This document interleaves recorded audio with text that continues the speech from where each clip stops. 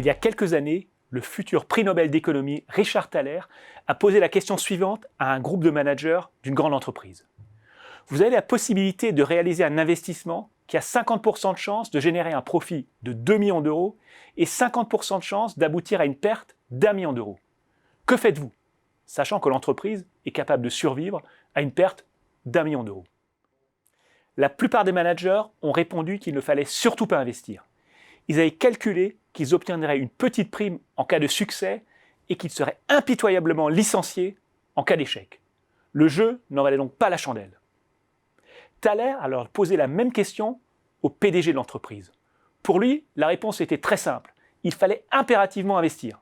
Il avait calculé que le projet était susceptible de générer un profit d'1 million d'euros, 50% de 2 millions, ou une perte de 500 000 euros, 50% d'1 million. Son espérance de gain était donc positive, 500 000 euros. Pour le PDG, l'entreprise avait même intérêt à investir dans le plus grand nombre de projets présentant ce profil de risque. Quels enseignements peut-on tirer de cette histoire? Certaines décisions ne peuvent pas être déléguées. L'apanage des bons dirigeants est d'assumer les risques que leurs collaborateurs ne peuvent pas prendre, comme celui d'investir dans une nouvelle stratégie dont le succès n'est jamais garanti à 100%.